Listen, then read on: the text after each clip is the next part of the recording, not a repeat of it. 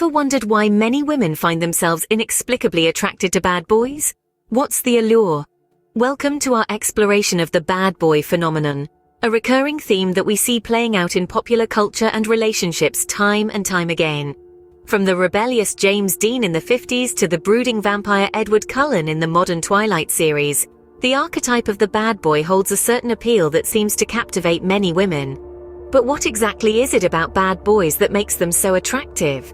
Is it their rebellious nature, their confidence, or perhaps the thrill of the chase they often offer? Or is it something deeper, perhaps rooted in our biology or psychology? These are the questions we'll be delving into today. The bad boy phenomenon is not only prevalent in the world of cinema and literature, but it also frequently manifests itself in real-life relationships. We've all heard stories or maybe even know someone who consistently falls for the bad boy, the rebel, the one who breaks the rules and lives life on his own terms. It's not a new phenomenon. In fact, it's been a part of our culture for decades, if not centuries. The allure of the bad boy can be traced back to the classic damsel in distress narrative where the heroine falls for the rogue rather than the knight in shining armor. But before we get ahead of ourselves, it's important to note that not every woman is attracted to the bad boy archetype. Attraction is complex, multifaceted, and highly individual. What one person finds attractive, another might not. However, the prevalence of the bad boy phenomenon suggests that it strikes a chord with a significant number of people. So why does this happen? What is it about these rule-breaking, rebellious types that seems to draw many women in? The answer, as you might guess, is not straightforward. It's a mix of psychological, social, and perhaps even evolutionary factors.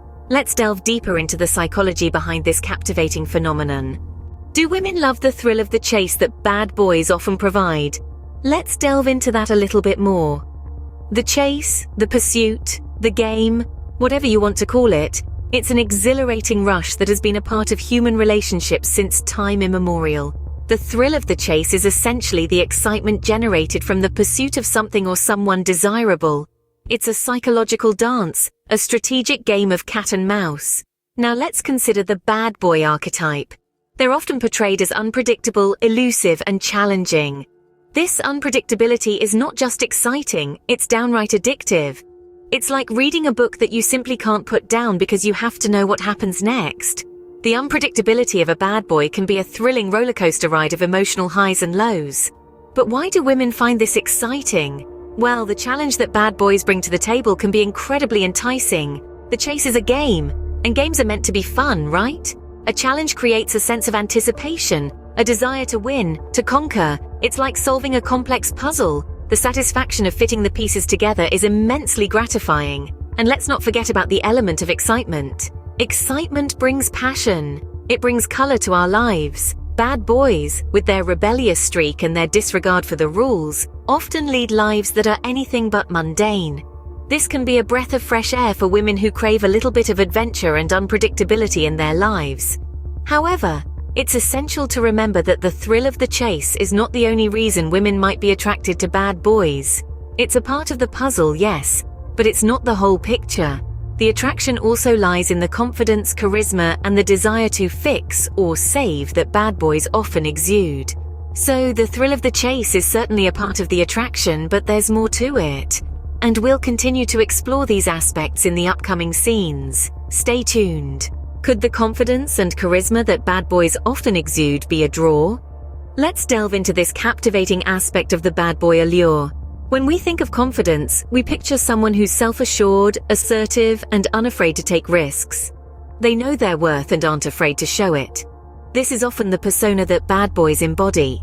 They walk into a room and command attention, not because they demand it, but because their self-assured demeanor naturally draws people in. They're not fearful of rejection or failure, and this audacious attitude can be incredibly appealing. Charisma, on the other hand, is a bit more elusive, a bit more enchanting. It's the ability to charm or inspire others. It's an attractive quality that captivates and influences those around them. And bad boys, they often have charisma in spades. They're usually compelling, engaging, and full of life. They have a knack for making people feel special, as if you're the only person in the room when they're talking to you. And let's be honest, who wouldn't be drawn to that? But remember, confidence and charisma aren't exclusive to bad boys. They're traits that anyone can cultivate. They're about believing in oneself, being comfortable in your own skin, and having the ability to connect with others. They're about being genuine, being present, and being responsive. It's not about being bad, it's about being bold. So while bad boys might have a certain allure, it's important to remember that it's not their badness that's attractive, but rather the confidence and charisma they often possess. It's these qualities that can make anyone, regardless of their bad boy status, truly irresistible. The allure of bad boys isn't about the thrill of danger or rebellion. It's about the mesmerizing power of confidence and charisma. It's about the captivating allure of someone who's unafraid to be themselves and who has the ability to draw others in with their magnetic personality. Confidence and charisma, it seems, can indeed make a bad boy irresistible. Is there a desire in some women to fix or save the bad boy? This question might seem straightforward, but it's a complex issue that delves into the depths of human psychology. You see, there's this fascinating concept in psychology known as the white knight syndrome. It's a term used to describe a person who is attracted to others perceived as emotionally wounded or in need of rescue. This person, the white knight, feels a compelling urge to help, to mend, to fix. And often, this white knight finds herself drawn towards the proverbial bad boy. The rebel, the rule breaker, the emotionally unavailable. But why is this? Well, let's delve into the realm of human emotions. We humans are emotional beings, and our feelings often drive our actions. When we see someone in pain or distress, our natural instinct is to help, to alleviate that pain. This is empathy, a fundamental human trait. Now picture the bad boy. He's mysterious, brooding, perhaps a little damaged. He's a puzzle waiting to be solved, a mystery waiting to be uncovered. And for the white knight, this is an irresistible challenge, an opportunity to help, to heal, to fix. It's a powerful draw that can lead to an intense attraction. However, it's essential to understand that this desire to fix or save is not necessarily healthy or sustainable in the long term. It's based on the assumption that the bad boy wants to change or even needs to be fixed, which is not always the case. It's crucial to remember that people should be loved for who they are, not for who we think they could be. In conclusion, the desire to fix or save the bad boy is a complex psychological phenomenon. It's driven by empathy, fueled by challenge, and can lead to a powerful attraction. But it's just one aspect of the multifaceted allure of the bad boy. The desire to fix or save can be a powerful draw, but it's just one piece of the puzzle. Do women find the rebelliousness of bad boys attractive? Let's delve into this intriguing question. There's something undeniably captivating about rebels. They buck the system, defy convention, and live life on their own terms. This rebellious spirit can be incredibly appealing. It's a beacon of individuality in a world that often values conformity. In the realm of romantic attraction, the rebels' appeal lies in their unpredictability. They offer a sense of adventure, a departure from the ordinary. They keep us guessing, adding an element of mystery and excitement to the relationship. The rebels' world is never dull, and for some, this unpredictability can be intoxicating. The rebels' allure also lies in their perceived strength. They're seen as unafraid to challenge the status quo, to stand up for their beliefs, and to fight for what they want. This strength can be attractive, signaling a partner who's capable of protecting and taking care of their loved ones. Moreover, being with a rebel can feel empowering. It can feel like an act of rebellion in itself, a way of asserting one's autonomy and rejecting societal norms. This can be especially appealing for those who feel constrained by these norms and yearn for a taste of freedom. But it's important to remember that the rebel's appeal is a double-edged sword. While their unpredictability and defiance can be thrilling, they can also lead to instability and conflict. The same qualities that make rebels attractive can also make them challenging partners. So, do women find the rebelliousness of bad boys attractive? The answer is complex. For some, the thrill of rebellion and the allure of the unknown can be irresistible. For others, the potential challenges may outweigh the appeal. Rebellion can certainly add to the bad boy's allure, but it's not the whole story. As we'll see in the next scene, there's a lot more to this phenomenon than meets the eye. So, stay tuned as we continue to explore the fascinating world of bad boys. Could there be a biological reason for women's attraction to bad boys? We're delving into the world of biology and genetics now, and it's going to get interesting. Some experts suggest that there might be a biological explanation for this intriguing phenomenon. Are you ready to dive in? Let's go. Picture this: our ancestors living in a world much harsher than the one we inhabit today. Back then, survival was the name of the game. The strongest, the most aggressive, and the most dominant individuals often had the best chances of survival. In essence, they were the bad boys of their time. By being attracted to these bad boys, women could ensure their offspring would inherit these strong genes, increasing their chances of survival. This is known as the sexy son hypothesis, a theory that suggests females are attracted to males who are likely to produce attractive, and therefore successful offspring. Moreover, the bad boys often exhibit traits associated with testosterone, such as aggression, risk-taking, and competitiveness. These traits are, biologically speaking, indicators of good health and strong genes.